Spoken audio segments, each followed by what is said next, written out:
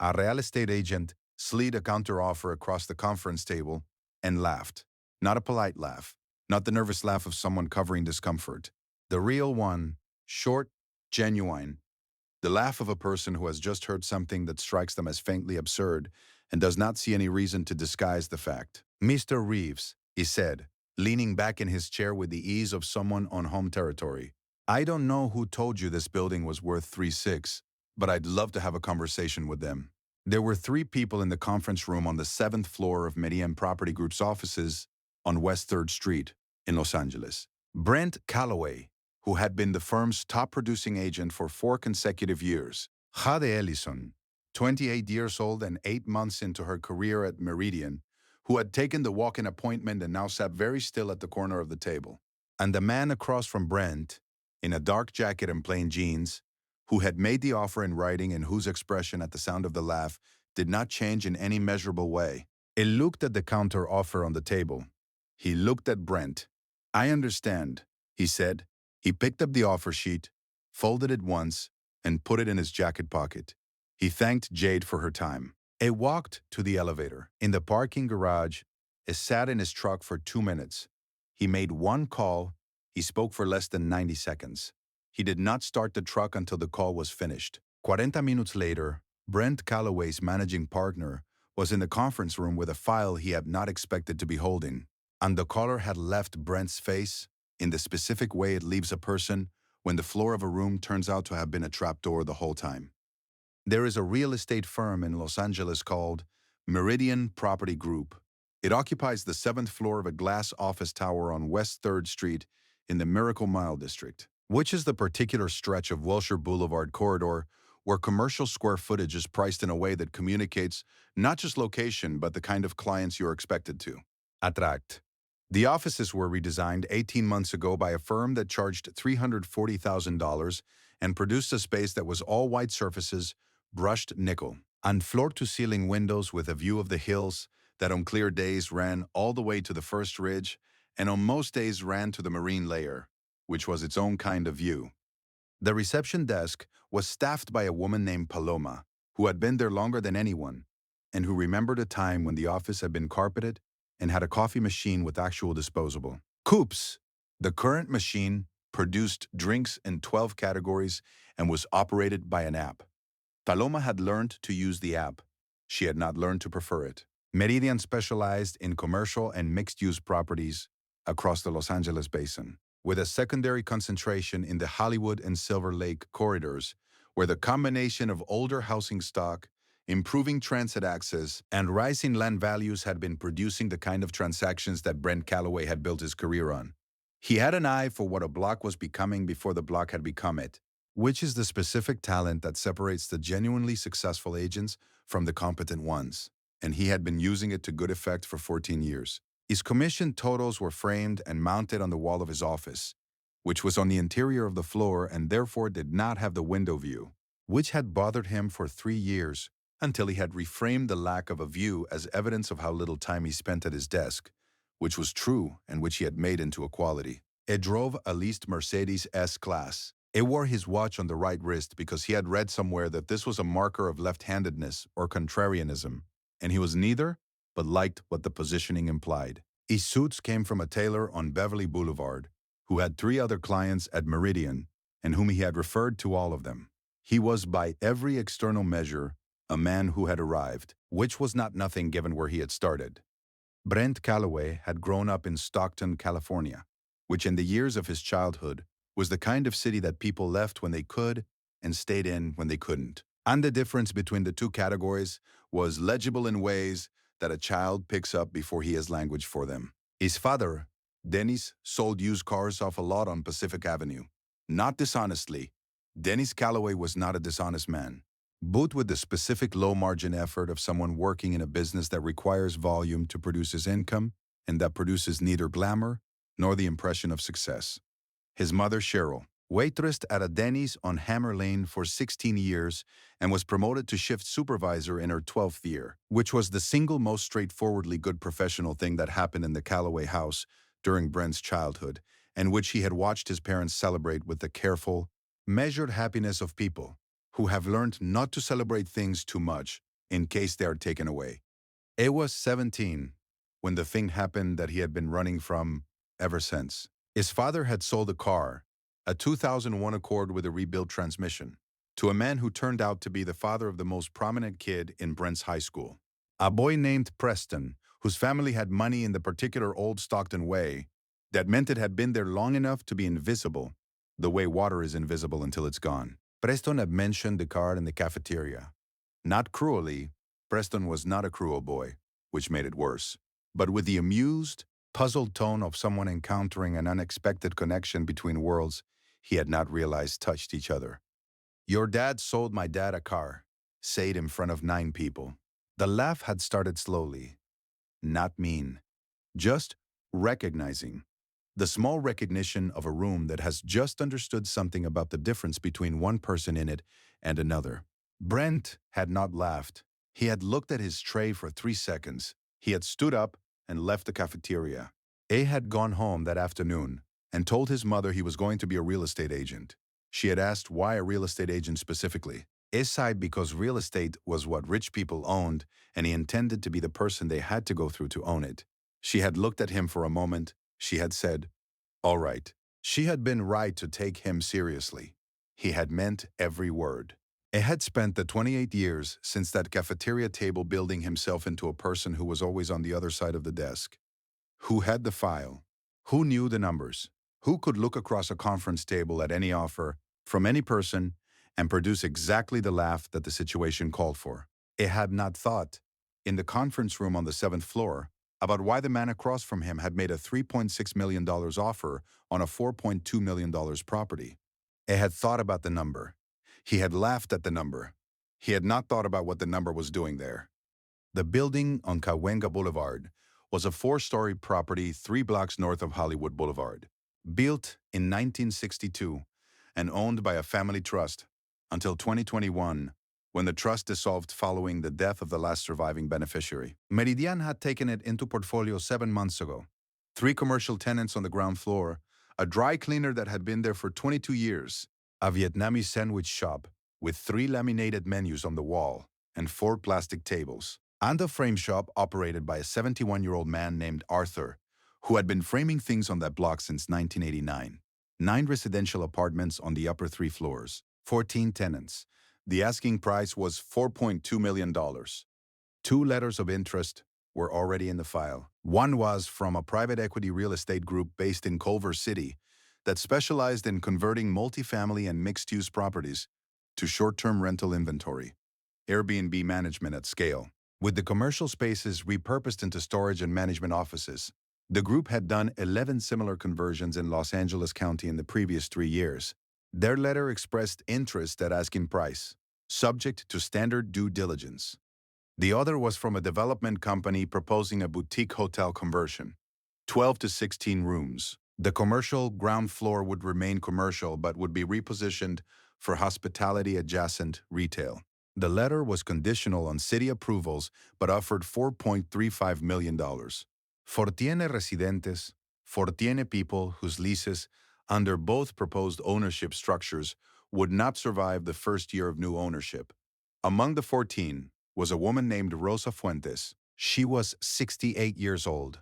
She had lived in apartment 4 billion for 11 years. She had come to Los Angeles from Jalisco, Mexico in 1993 with her son and her husband. And her husband had died in 2011, and her son, his name was Miguel, had been working in film production since 2008, where he had built a slow, steady career as a grip, which is the kind of career that sustains a life without ever producing the kind of income that creates options in a Los Angeles real estate market moving the direction it was moving. Rosa paid $1,340 a month for apartment 4B, under market rate by a significant margin protected by the building's long-standing rent stabilization status, which would not survive a conversion to either of the proposed uses. Miguel had found out about the Sally 7 months ago from a neighbor. He had spent 4 months trying to understand what it meant for his mother. He had spent the next 3 months trying to find someone who might understand the situation and have some capacity to affect it. He had worked for 3 months, 2 years earlier, on a film that was shot partly in the Hollywood Hills. He had talked to most of the crew over those 3 months in the particular way that long shoots produce: extended, unguarded, across the natural adjacencies of shared labor. One of the people he had talked to had been interested in the neighborhood, in the buildings, in what was happening to the blocks around the production. Miguel had called him. The call had been 3 months ago. Jade Ellison had been at Meridian for 8 months when she took the walk-in appointment. She had not planned to work in commercial real estate. She had graduated with a degree in urban planning from Cal Poly Pomona and had taken the Meridian position because it paid well, and the director who hired her had told her she would learn more about how cities actually change from 2 years in commercial real estate than from 5 years in planning. It had been right, though the education had been of a specific kind. The education of watching land become money and watching what got displaced in the translation. She was 28 years old. She was good at her job in the ways that being careful and paying attention make you good at a job. And she was still at the stage of her career where those qualities express themselves without the protective coating that certain environments will, over time, apply to them. She had shown the man in the dark jacket to the conference room. She had gotten him water. She had noted, because she noticed things, that he had driven himself in a truck with a cracked side mirror, and that his jacket was the kind of plain dark jacket that read as either cheap or very deliberately unchosen, and that the second possibility had more explanatory power given the ease with which he occupied the room. She had sat at the corner of the table during the conversation, which was her practice, present enough to learn, unobtrusive enough not to complicate the dynamic. She had seen Brent's face when the offer was read. She had seen the laugh. She had watched the man across the table absorb it without any visible response, except a brief settling, the way a person settles when something has confirmed something they already suspected.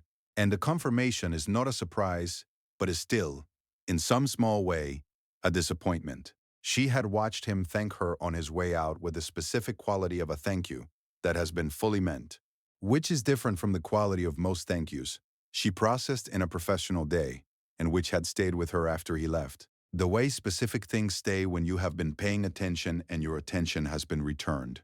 She was at her desk 40 minutes later when Brent's phone rang. She watched his door through the glass partition. She watched the color leave his face. The managing partner of Meridian Property Group was a man named Alan Ferries, 56 years old, who had built the firm from a two-person boutique in 2001, and who had the particular quality of someone who has earned the right to be direct, because being direct has cost him things over the years, and he has paid those costs and is no longer interested in the soft versions. He came into the conference room with a file he had pulled from the property management system in under 3 minutes. He set it on the table. He looked at Brent. He sighed, "Do you know what's across the street from the Cahuenga property?" Brent looked at the file. 2 parcels, Brent said, parking structure and a commercial low-rise. Owned by Arch Street Holdings, LLC, Alan said, since 2019. He opened the file to the second tab. Do you know what's adjacent? North side? Mixed retail. 3 units. Owned by Arch Street Holdings since 2021. He opened to the third tab. South? Brent's jaw had begun doing something that his jaw did not normally do. Arch Street Holdings. Since 2017. Alan closed the file. And the mid-block parcel on the east side of Cahuenga. The one with the surface parking. Arch Street. Since 2018. Alan set both hands on the table. You laughed at an offer from the man who owns every buildable parcel surrounding the property we are trying to sell. A man whose cooperation we will require if either of our current interested parties wants to develop this building in any meaningful way. Because without street access through his parcels, the site value drops by approximately 40%. He paused. And you laughed. The conference room was very quiet. Brent opened his mouth. I don't need you to explain it, Alan said.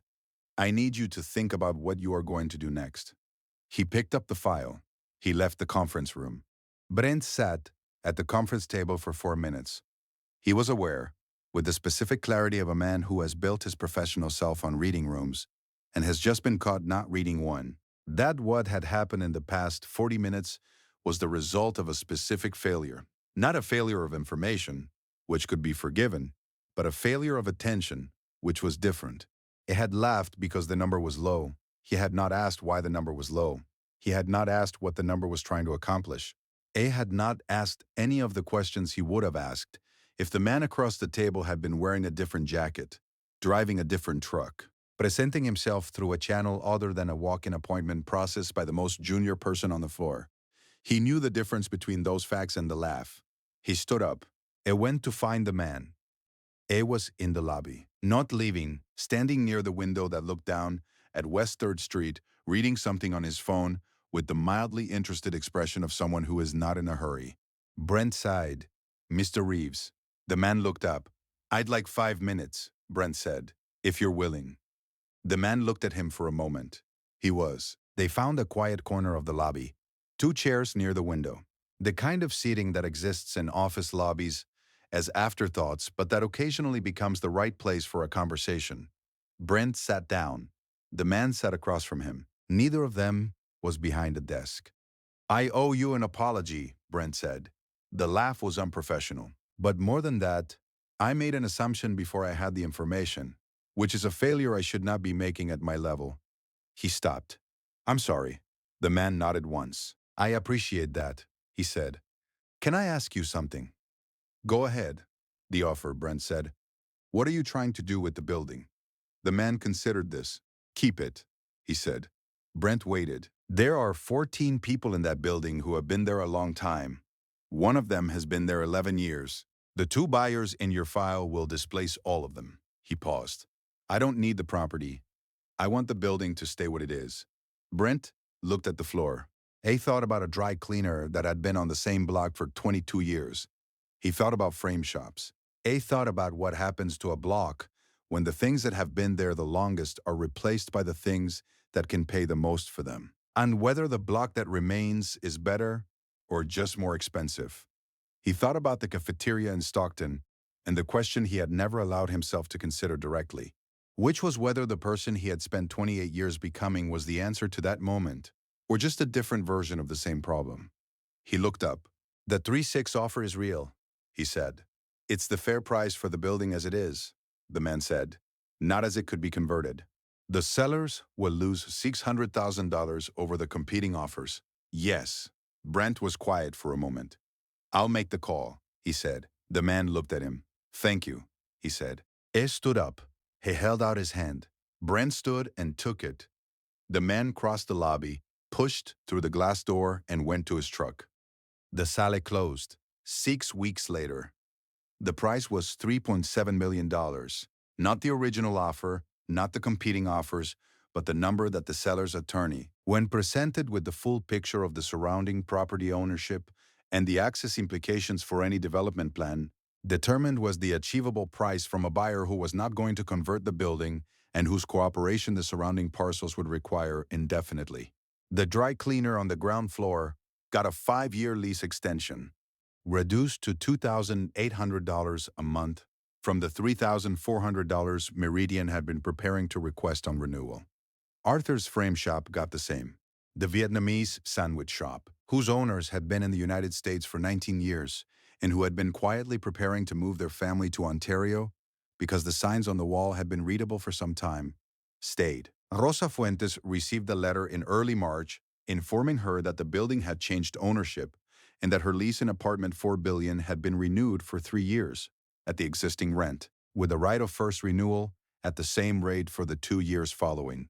She read the letter at the kitchen table in apartment 4B, which looked out at the alley and the back of the building behind it, a view she had looked at for 11 years in the changing light of 11 seasons. She put the letter down.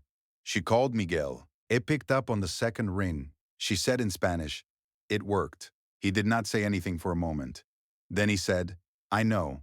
He called me." She looked at the letter on the table. "Thank him," she said. "I did, Mom." Thank him again. Hade Ellison had been at her desk through all of it. The call, the managing partner's file. The lobby conversation, she could see an outline through the glass partition. But not here. She had heard enough from tone and posture. She had processed the counteroffer documentation when it came through. She had run the comparable analysis that supported the revised price. She went home that evening and sat at her kitchen table in her apartment in Koreatown and thought about the urban planning degree and the director who had told her she would learn more from 2 years in commercial real estate than from 5 in planning. She thought about what she had learned. She thought about what the difference was between a city that worked for the people who had been there and a city that worked for the people who could afford what it was becoming. She thought about the man in the dark jacket asking one question: "What are you trying to do with the building?" And the answer: "Keep it what it is." She opened her laptop. She was still at the table at midnight. In April, she gave her notice to Meridian. In June, she began a position with a community land trust organization based in East Los Angeles, which used a cooperative ownership model to keep residential and commercial properties permanently affordable in neighborhoods facing displacement pressure. The salary was $51,000. It was $38,000 less than she had been making. She called her mother to tell her. Her mother said, "Is this what you want?" She sighed. "I think it's what I've been trying to find." Her mother said, "All right then." Brent Calloway did not leave Meridian. He was still there a year later, still producing at the level he produced at, still driving the S-Class. But something had shifted in the way he prepared for client meetings. A habit, new of reading the full ownership picture of the surrounding parcels before walking into a room. Not because he expected to be caught again, because he had learned in a lobby on West 3rd Street that the question he had not asked was the one that mattered. And that asking it cost nothing except the assumption that he already knew the answer. Ed did not see himself as a changed man. He was not sure he believed in changed men in the dramatic sense that stories sometimes required. What he believed in was a single specific adjustment, made because of a specific failure that had altered the quality of his attention in one measurable way. Ed thought occasionally about the cafeteria in Stockton, about Preston's puzzled tone and the slow-starting laugh, and the 3 seconds looking at the tray before he stood up and left. Ed thought about the fact that he had spent 28 years building toward a room where he held the file, and that the first time it had genuinely mattered which side of the desk he was on.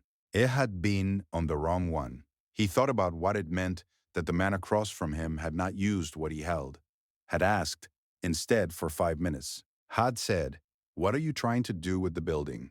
Had listened to the answer. In October, 14 months after the sale, Arthur's frame shop on the ground floor of the Cahuenga building completed an order. It was a set of 3 photographs, archival prints, black and white, large format, that a woman had brought in, wanting framed for a hallway in a new house. The photographs were of the neighborhood as it had looked in the 70s. The storefronts, the sidewalks, the particular quality of a block before the thing that happens to blocks had happened to it. Arthur had framed thousands of photographs in 35 years. He did the work the way he always did it, with the attention of someone who has decided that every object brought to him deserves to be treated as if it matters. Ed did not know who the woman was who had placed the order. She picked up the frames, paid in cash, thanked him with the specific quality of a thank you that has been fully meant. Ed watched her carry them to the truck. He went back to the cutting table. He had 9 more orders to finish before Friday. He kept coming back to the question in the lobby, not the ownership structure, not the 4 surrounding parcels or the 40% access implication, or any of the pieces that created the leverage. He kept coming back to the moment Brent Calloway said, "I owe you an apology," and the man said, "I appreciate that." And then Brent asked, "Can I ask you something?" And he said yes. It didn't have to say yes. He had the leverage. He had the managing partner already back at his desk. He had the full picture, and Brent had none of it. It could have made the call, closed the sale through Alan Ferris, and never said another word to the man who laughed at his offer. He gave him 5 minutes. He answered the question honestly. And then he asked his own question back. "What are you trying to do with the building?" Which was the only question the story had been building toward from its first sentence. Not what Brent was worth, or what the block was worth, or what the leverage implied. What are you trying to do? I think about how rarely we are asked that question by the person with the power to ask it.